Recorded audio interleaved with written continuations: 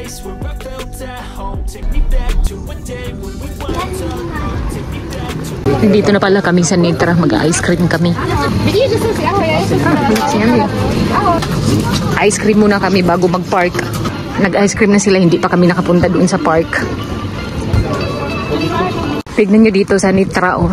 Ipina-under na nila yung fountain. Ngayong buwan na ito ang pinaka-last ng summer. Then mag-start na naman ang autumn.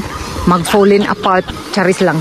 Kaya lang si Philip at Alex nandoon sa kabila. Pasensya na kayo, hap. Always kaming bumabalik dito.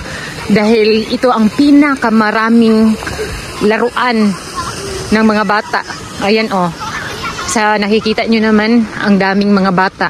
Pati din mga matatanda, naging bata na. Nag-open na pala yung kanilang restaurant dyan, oh. At saka yung mga drinks. Hinahanap na ako ni Vladimir. Palibasa kasi iniwan na nila ako eh. Nauna sila. Asan na sila? Ayun. Ang favorite place ni Kuya Alex. Yung mahabang slides. Tapos yung mga flowers pala nila, yan o, plastic. Mga tao dito mahilig ng plastic, kaya mukha nila plastic na rin. Ayaw ngumiti eh. Nakakainis. Kapag nandito na ako sa park, wala akong ibang hinahanap kundi ang toilet. Ihing-ihi ako eh. Dito banda wala masyadong tao.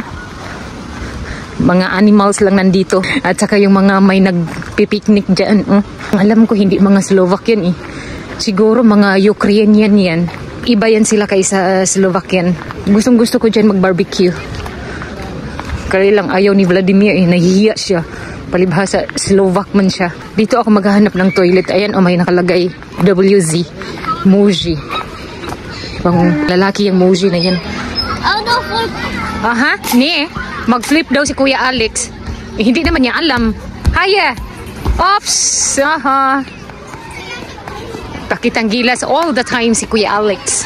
Dito na naman daw siya sa small slide. Napahirapan dahil lubid yung dadaanan niya. Ewan ko kung anong gagawin ni Kuya Alex. Prito. Davay Puzor. Yan ang gusto niya. Hala, sige. Pumali Kuya. Gusto ni Kuya Alex yung challenging. Ayaw niya nung easy way. Pinapahirapan talaga niya yung sarili niya eh. Hold properly. Aha. Ngiti ni Philip ko, wagas. Aha. Tuga-tuga, manikag sakay diha Philip. Tak. Tuya-tuya. Hindi horse, kundi red horse. Go Philip, kaya mo yan. Oh, hindi na naman niya gusto yan. Oh, maghahanap na naman yan siya ng iba. Dito na naman si Kuya sa ibang laruan. Yun na. Diyos ko, ang mata mo, Alex ko. Ito palang nilalagay nila na floor. Parang guma ito eh.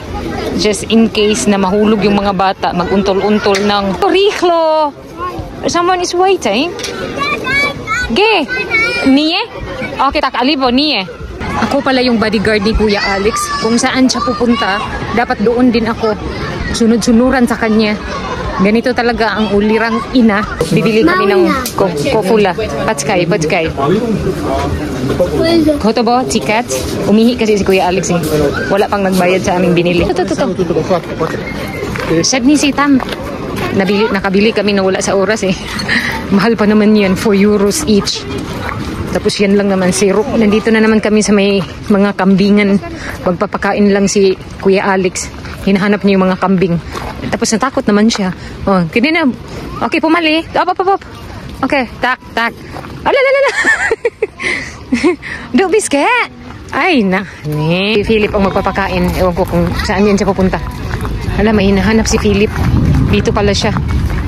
Pumali Philip ko. Tam, Philip ko. Tak. Ni boy isa. Tam.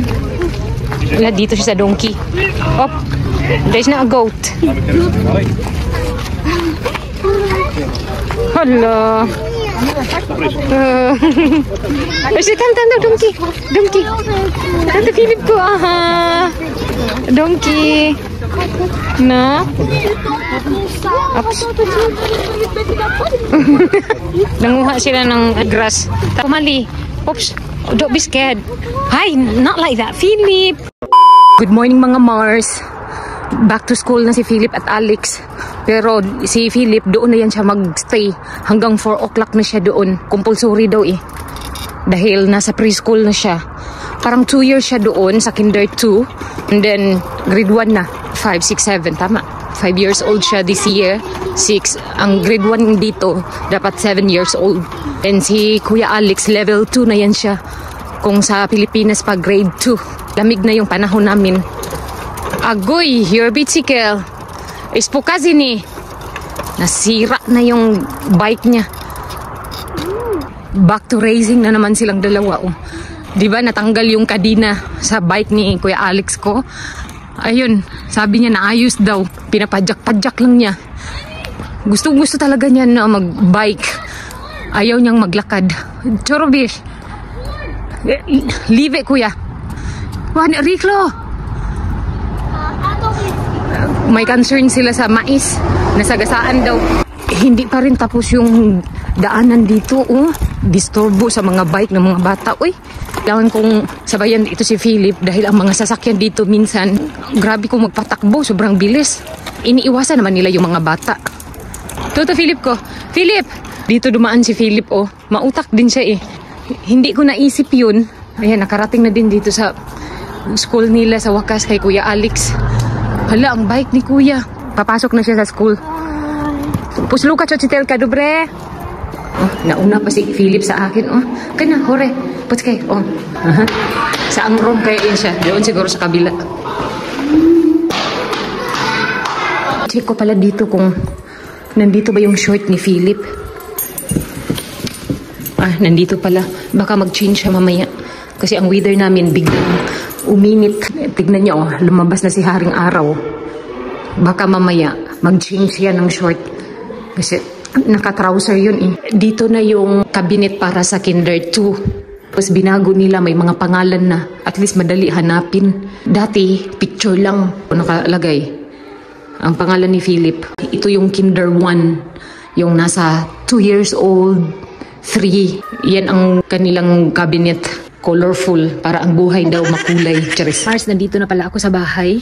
May binigay pa pala yung dating ka-workmate ni Vladimir. Isang basket na onion. Good for 2 months daw yan namin. Sana kung maabutan yan. I-check ko dito yung aking bulaklak. Kasi tinatanggal ko yung seeds para may maitanim ako next year. Itong yellow na bulaklak. Ang dami ditong dry na. Ito. Then kapag ito ang maitanim ko, tumutubo yan. Ang dami nga dito. Oh. May balak akong itanom doon sa harapan namin kapag maayos na. Ewan ko lang kung maayos ni Vladimir yun bago mag-end this year. May i-share pa pala ako sa inyo. Diba nung previous vlog ko na may in-applyan akong trabaho, tapos hindi ako tumuloy nun dahil nga sa aking oras.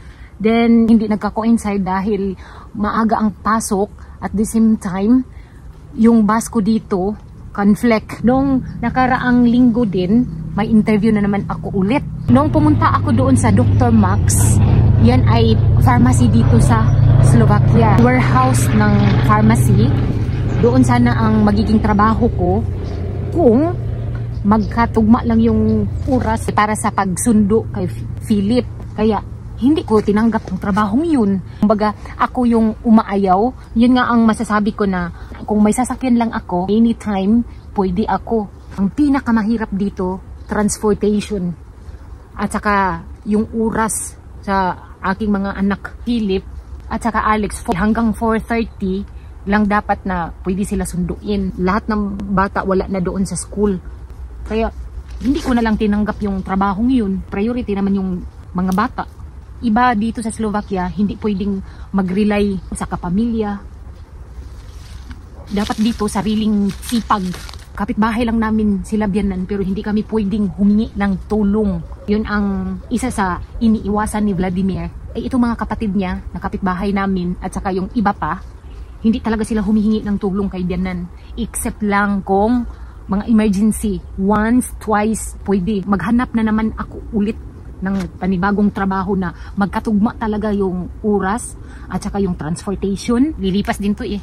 8 years old na si Kuya Alex. Sana pag 10 years old niya, maasahan na siya. Malaki ang pinagbago noon at ngayon. Then i-check ko din ang kamatis, baka may mga hinog na at kailangan ko nang i-harvest. Oh, sabi ko sa inyo tumubo na yung mga kamatis ko. Ang dami nila. Ito yung seeds ng kamatis na tinapon ko dito noong gumawa ako ng ketchup. Ito ang dami na. Kaya lang parang nadaanan ata to ng bagyo. Ito, ewan ko kung makasurvive yan sa winter. Baka mamatay ito. Yung kamatis ko, hindi ko nalagyan ng stick.